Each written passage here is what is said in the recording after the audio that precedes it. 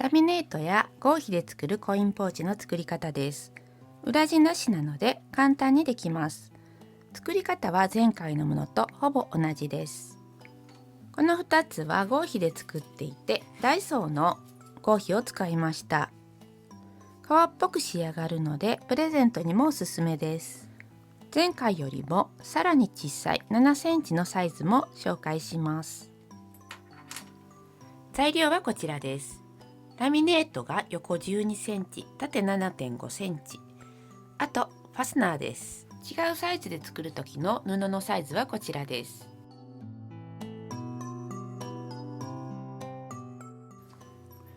ファスナーを裏返して開けます。留め具が端から 1.5 センチになるようにグリップで留めます。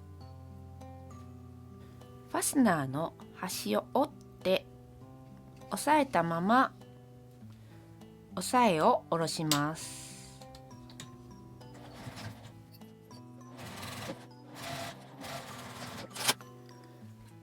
折り返して表から端ミシンをかけます。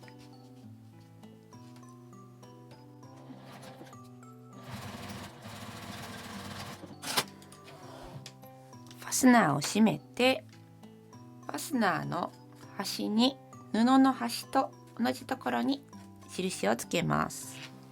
ファスナーを開けて、この印とこちらの端を合わせます。ファスナーの端を留め具のところまで縫います。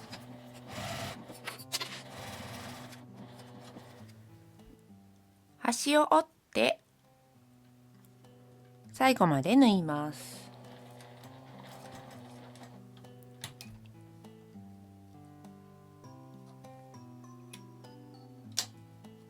押さえ直して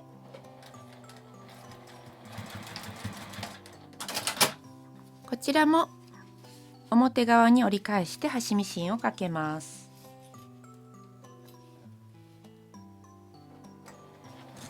ファスナーを内側に入れます。切り替えのところを合わせてクリップで留めます。底から1センチに印をつけます。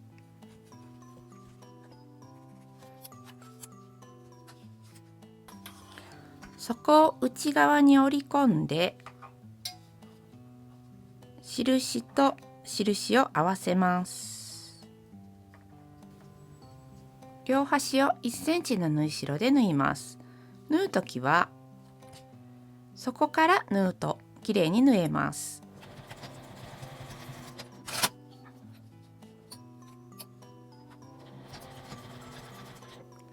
ファスナーのところは硬いので手前で折り返します。端を5ミリぐらいカットします。